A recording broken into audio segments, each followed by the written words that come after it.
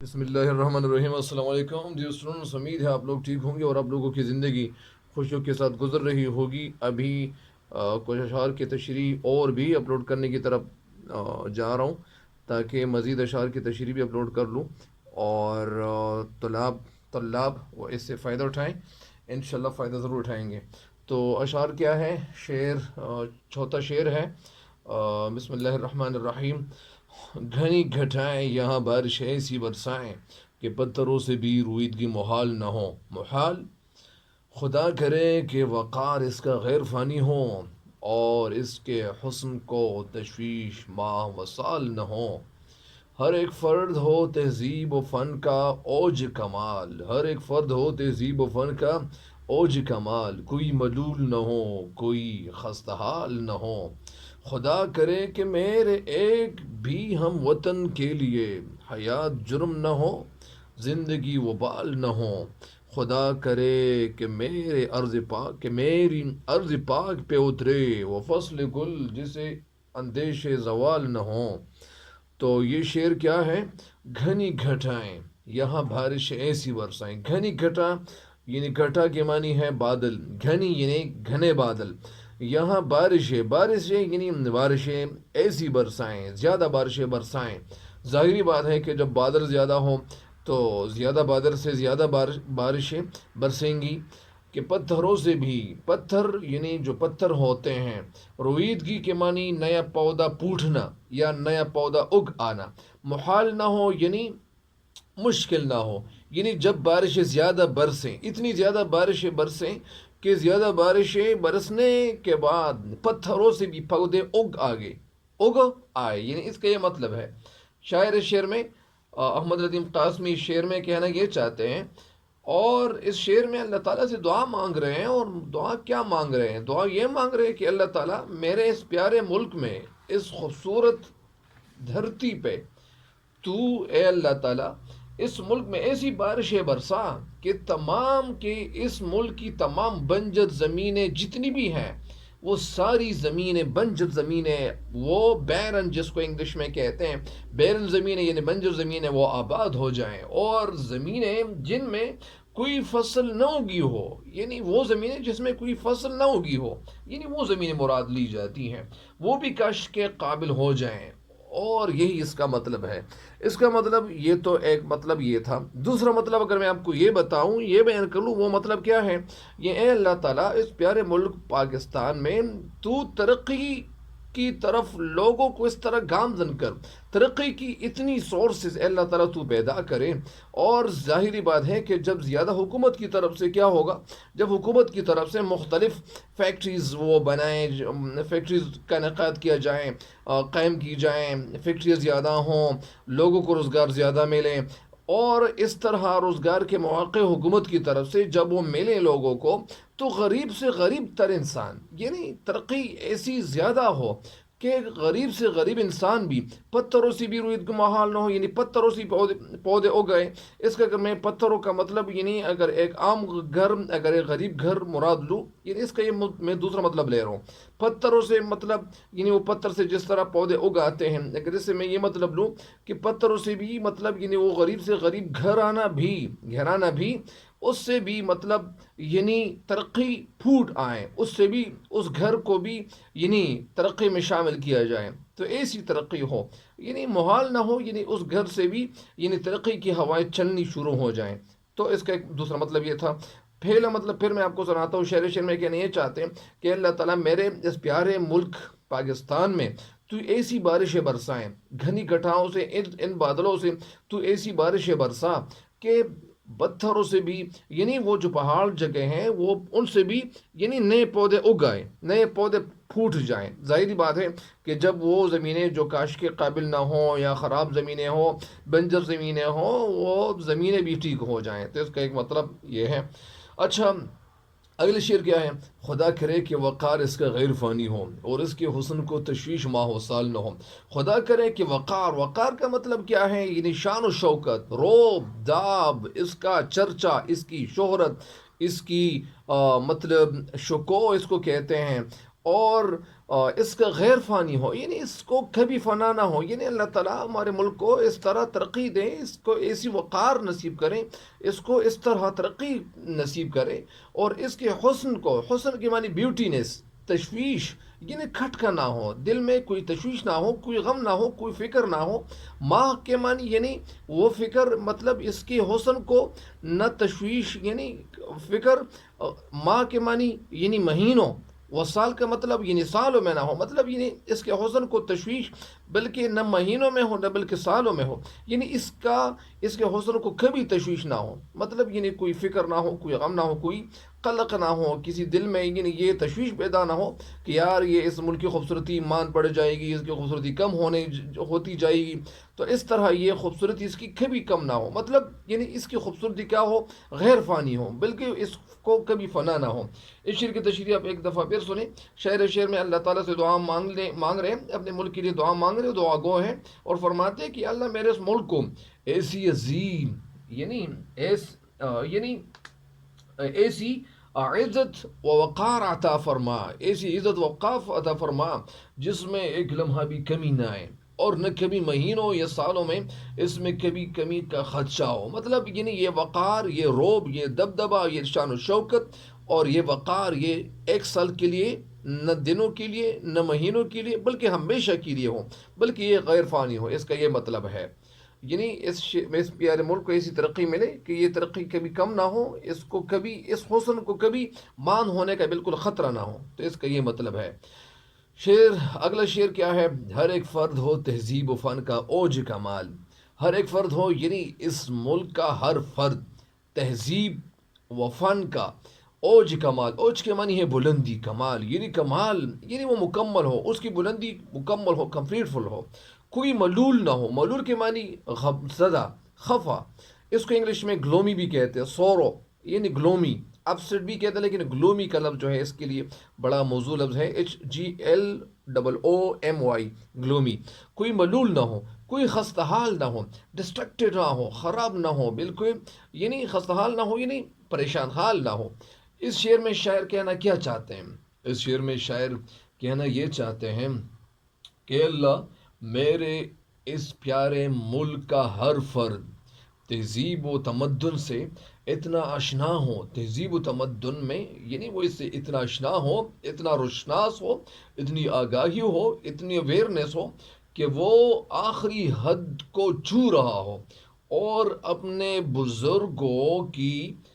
اور ساری خوبیاں ان میں موجود ہو، اور لوگ ان کو دیکھ کر رشک کرنے لگے، اور اس کے بعد ایسی صورتحال پیدا کر اے میرے مولا اس ملک میں کہ ان کو کبھی کوئی نقصان نہ پہنچے، نہ کوئی اس کو نقصان پہنچانے کی کوشش کرے، تو اس کا یہی مطلب ہے۔ یعنی شعر میں کہنا یہ چاہتے ہیں کہ اے میرے پیارے مولا کریم، اے میرے اللہ تعالیٰ، اے میرے رب، اے میرے آقا، تو اس پیارے ملک پاکستان کو ایسی ترقی نصیب کرے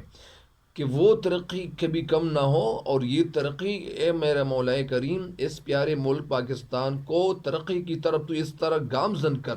کہ یہ ترقی کبھی کم نہ ہو، بلکہ وہ بڑھتا ہی چلا جائے، بالکل نہ اس ملک میں کوئی ملول ہو، یعنی اس میں ترقی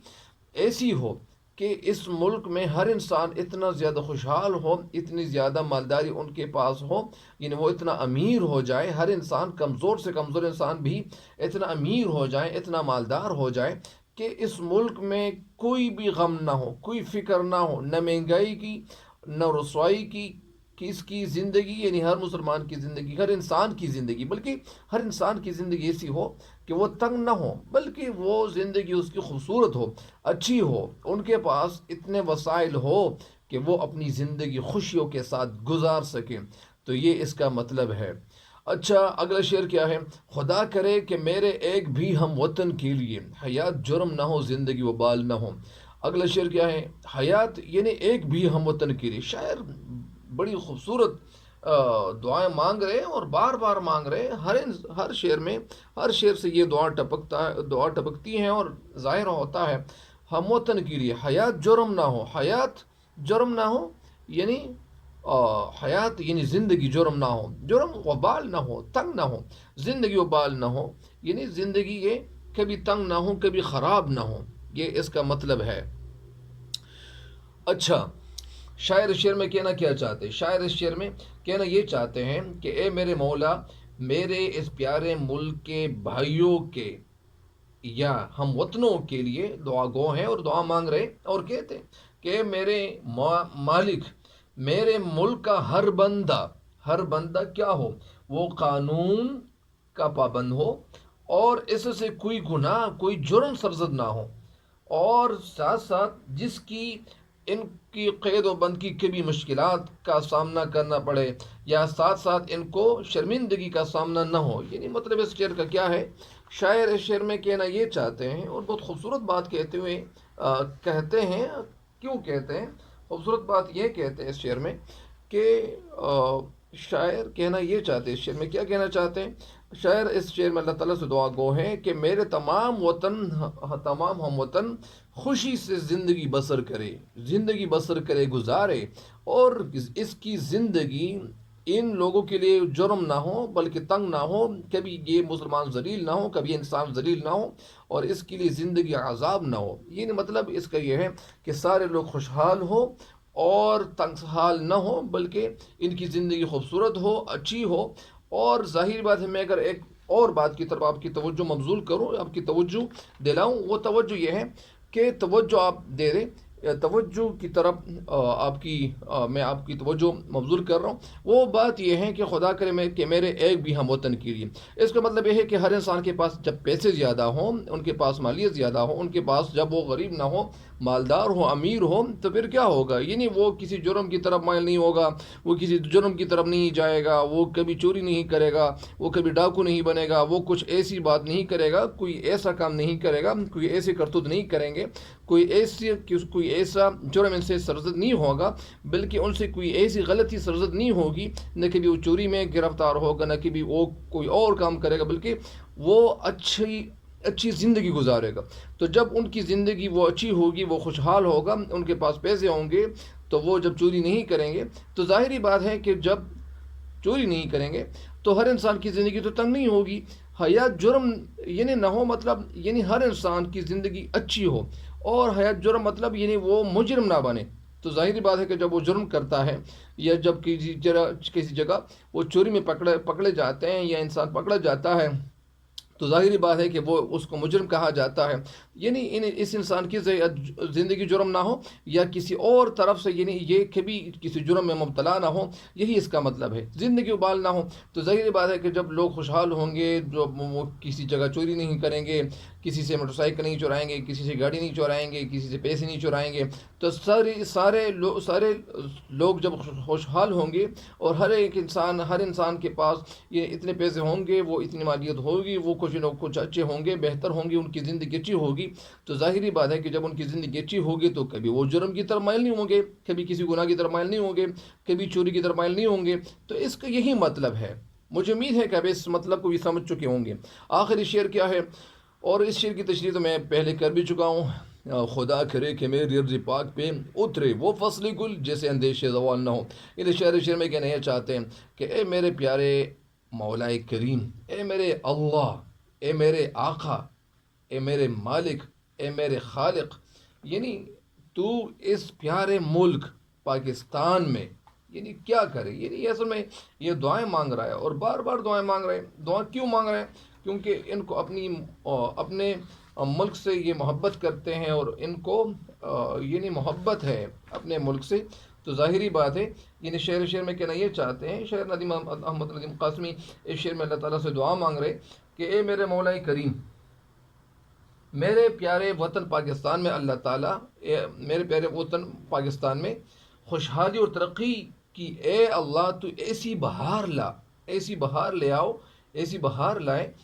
اللہ تعالیٰ سے دعا گو ہے کہ ایسی بہار اس ملک میں آئے جو کبھی ختم نہ ہو، یعنی کبھی اس پہ زوال کبھی نہ آئے، یعنی ہمارا ملک ہمیشہ سبز و شاداب ہو، ترقی کی طرف گامزن ہو، ترقی کی منزلیں طے کرتا رہے، زندگی ہر انسان کی خوشحال ہو، ہر انسان کے پاس اتنے وسائل ہو کہ وہ اس کی زندگی اچھی ہو، بہتر ہو، اور وہ اپنی زندگی میں خوشیوں کے ساتھ یعنی اپنے فیملی کو بھی رکھیں اور خوشیوں میں. ایک بات یہ بھی ہے کہ بہت سارے لوگ ایسے بھی ہیں کہ ان کے پاس یعنی پیسے ہیں، ان کو کرنا یہ چاہیے کہ وہ دوسرے مسلمان بھائیوں کا بھی ہاتھ بٹائیں، چاہیں بس صرف انسانیت کو اپنے سامنے رکھیں اور ہر انسان کے ساتھ مدد کرنی چاہیے. یعنی